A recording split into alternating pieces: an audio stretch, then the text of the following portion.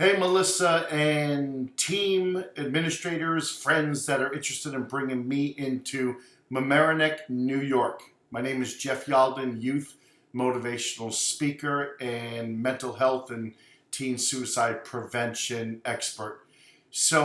Melissa, it was great speaking with you the other day. I did tell you I wanted to reach back out to you, and I thought maybe reaching out to you in a video, I could probably make it more personal than in an email.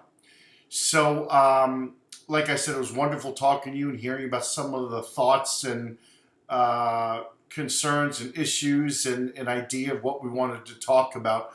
I can come in and talk about drugs, alcohol. I could talk about bullying. I could talk about mental health. The bottom line is my message, the 4T's, take time to think, encompasses everything. You probably agree with me when I say I can spend an hour talking about drugs and alcohol and I'm going to waste their time. I could talk about an hour talking about bullying, we're going to waste their time. My message is very simple. It really comes down to, at the end of the day, when you lay your head in the pillow at night, it comes down to attitude and choices. As I said to you on the phone, I've always hated that I come in and I speak to young people about attitude and choices. It's so elementary.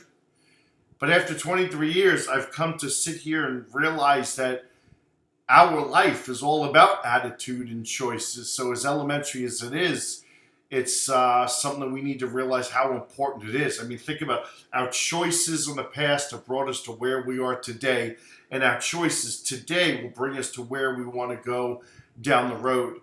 So attitude too. I told you I struggle with, I'm diagnosed with major depression, diagnosed with PTSD, and I've been in counseling for 25 years. I'll probably be in counseling for another 25 years. And I think that's what the kids like, is that I'm real. I don't sugarcoat anything.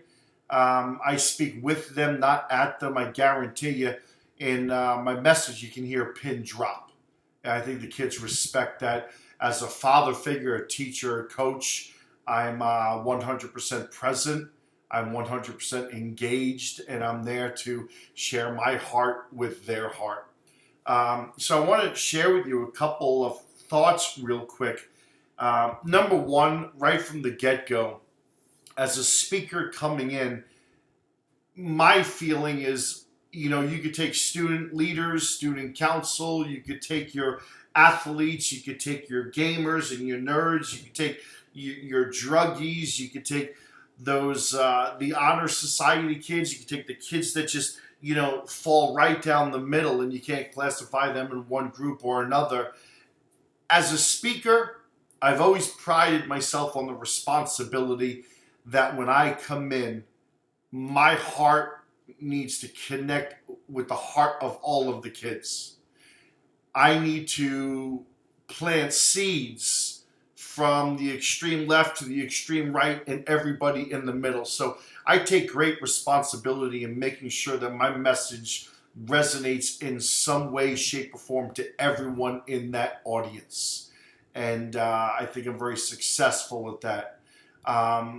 My second thought that I wanted to share with you is in the very beginning, before I even, the way I like it, I don't want to be introduced to the kids. They're so used to assemblies where, well, we'd like to introduce this speaker, and students, please show our visitor who we are, be respected, blah, blah, blah, blah, blah, blah.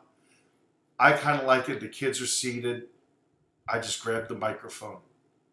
And I guarantee you, within 15 seconds, the kids are like that. And I ask them this question, and I tell them not to answer, but just to think it to themselves. Who is the hardest person to get to know? And so the kids, you can see it, it's amazing. They sit back and, whoa, that's pretty deep. And I say, by the look on many of your faces and having experienced the response for so many years, I bet many of you saying ourselves. And so I tell them that, you know what? Everybody in this room is basically saying the same things, ourselves. I say, right now you have an opportunity to make a decision. because you're going to spend your whole life trying to figure out who you are, trying to figure out what you want to do, who you want to be, where you want to go to school, what you might want to do for a career. When right now, this very moment, you can make a decision to create the person you want to be. And how do you do that? You find positive people in your life, influential people, adults, parents, teachers, coaches, people you trust, you respect, whose opinions you value. You lose your ego and you open your heart and you trust and you go to these people. And so right from the beginning, I start talking about creating the person you want to be. Because at a time like today with social media and cell phones, these kids, they're on 24 hours, 7 days a week. The speed of hurt for a young person today is almost as fast as turning on a light bulb. So number one, I'm going to talk to the kids about creating that person. Number two, how. It takes a lot of courage to understand. Matter of fact, I'm on the phone with a lady today. She's telling about her daughter. She's this, she's that, she's this, she's that, and this. But yet she's bullied every day in the school bus. You know something? Our kids have to understand. No matter who you are, where you go, what you do, who your parents are, people are going to tear you down. People are going to rip you apart. They're going to ridicule you. They're going to make fun of you. You're not smart enough. You can't do this. You can't do that. And if you're going to grow and succeed in life, you need to be willing to accept that.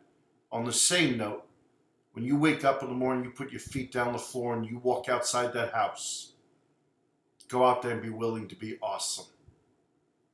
Don't give people the power over how you feel about yourself. That's self-esteem. The end of my program, I kind of wrap it up with this question. I talk about the mirror because the mirror is the most honest reflection of yourself you'll ever have. I mean, you can ask your friends, you can ask your husband, your wife, your best friend, girlfriend, boyfriend, mom, and dad. But when you look in the mirror reflects back the truth. And so I think when you want answers in your life, how can I be a better person? How can I improve my grades? How can I be a better friend, a better husband, a better wife, better boyfriend, girlfriend? How can I be the best presenter that I can possibly be? And when you look in the mirror and you take that responsibility and you're willing to ask questions, good things happen. So the question I ask in the end is I'll pull someone up and I'll ask.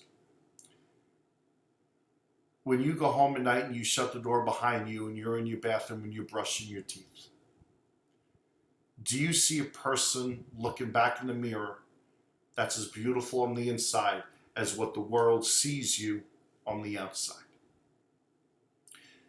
And most of the time I'll get someone kind of shaking their head saying no. And see, that's part of the problem is we become a society where we look in the mirror, we want to know how we look. How's my hair? Do my clothes match? When I try and tell the kids in my time with them to start spending time looking in the mirror at who you are. Let that be more important than how you look. And when you start to take care of who you are, how you look will take care of itself. So in a nutshell, it comes down to attitude and choices every single day. It comes down to courage, having courage to be you.